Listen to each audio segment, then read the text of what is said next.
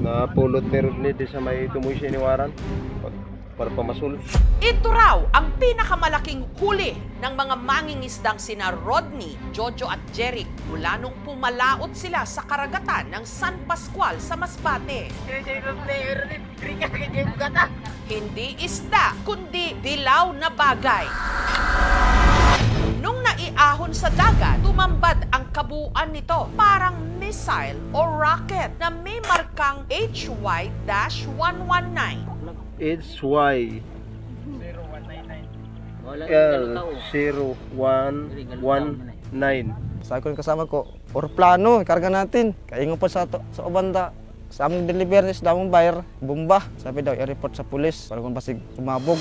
Ang parang rocket, agad nilang ipinagbigay alam sa San Pascual Municipal Police Station. At ayon sa inisyal na pagsisiyasat, ang nadiskubre ni na Rodney, isang unmanned underwater vehicle o underwater drone. So far, wala kaming pinag-usapan pa ng Philippine Coast Guard at Philippine Navy as to the source nito. At sa mga nakalipas na buwan, di lang pala sa Masbate may natagpo ang ganito, kundi pati sa iba pang mga probinsya sa buong Pilipinas. Ano ba talaga ang mga ito? At may dapat ba tayong ikabahala sa ating pambansang seguridad? Gamit ang espiya kaya ang mga ito?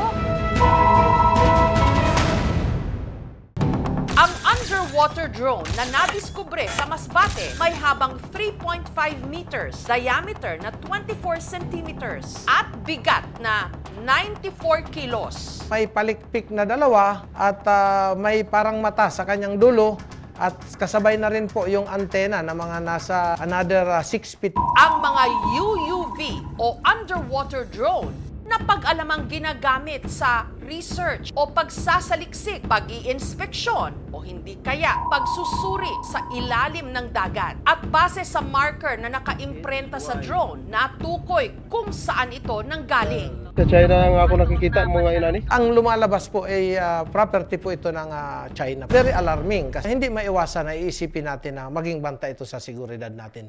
Kaya minabuti nilang ipaimbestiga ito sa Philippine Navy Naval Forces Southern Luzon.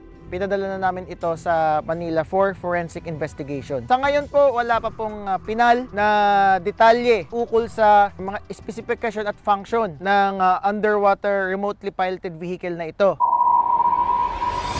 Ang natagpuang underwater drone sa Masbate, hindi pala ang kauna-unahang lumutang at natuklasan sa ating karagatan, kundi panglima na. Dalawa, natagpuan sa Calayan Island sa Cagayan Province.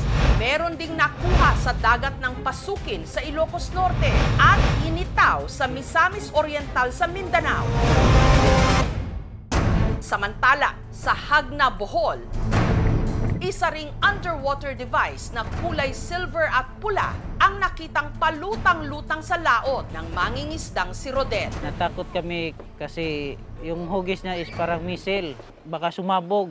Hindi na siya nangahas pang hawakan ito dahil hindi raw siya pamilyar sa itsura. Binidyohan ni Rodel at in-upload online sa pag-asang may makapagbigay linaw kung ano ba talaga ito. Pinost ko, pagkatapos iniwanan ko.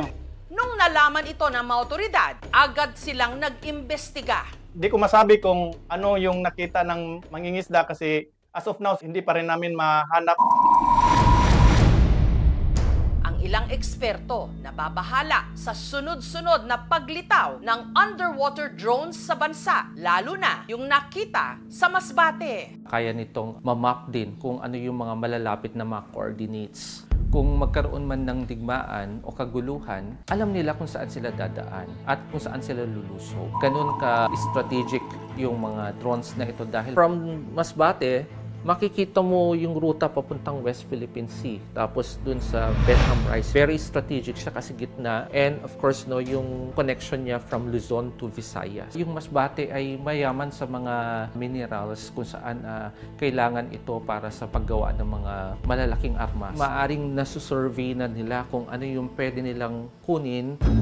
Ating alamin kung meron bang paglabag sa mga umiiral na batas pangkaragatan, pang-internasyonal, ang nasabing pagkakakita sa isang drone. Sa Senado, pinag-uusapan din ang posibilidad na ang mga underwater drone paraan ng China para pag-aralan at imapa ang underwater terrain ng Pilipinas. Hindi lang daw kasi sa West Philippine Sea ito nangyayari, kundi pati na rin sa mga karagatang sakop ng Malaysia at Indonesia. Maaring ginawa na nila ito pero ngayon lang natin na-discover ano yung impact nito sa national security natin. Unang-una, dahil submersible siya, maaari na underwater, doon sila kumikilos ngayon. Samantala, sa 5 drone na nadiskubre sa ating mga karagatan na isinailalim sa forensic examination, tanging ang underwater drone na nakuha sa karagatan ng Calayan Islands sa Cagayan pa lang ang may lumabas ng resulta. Meron siyang AVS or acoustic vector sensor. This is used to pick up sound propagation underwater. Yung data pwede gamit sa business, let's say in the fishing industry. Pwede rin magamit for research. At the same time, pwede magamit sa military field.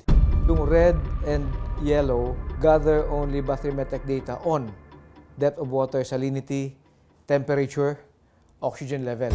Gayunman, hindi pa rin sila nakakatiyak kung may kaugnayan ba ang nakitang drone sa Cagayan sa iba pang drones na lumutang sa ibang mga probinsya at isla. Yung physical characteristics, makita natin, almost the same, very similar. May nakita tayong markings doon na China Electronics Technology Group Corporation, CETC. Yung isa naman may markings na 18th Research Institute. Ito ang largest research institute of China on the use of chemical and physical power supplies. Although these are still inconclusive kung saan nanggaling, maaring gawa sa ganitong bansa, hindi ibig sabihin doon na siya galing.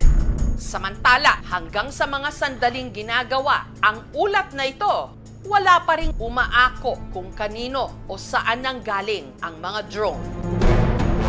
Ngayon, higit kailanman, kailangang bantayan ang ating mga karagatan. Hinihikayat ng gobyerno na patuloy i-report ang anumang kahina-hinalang makikita sa loob ng ating teritoryo.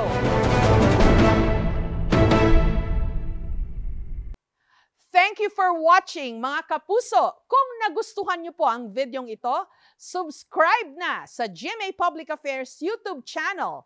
And don't forget to hit the bell button for our latest updates.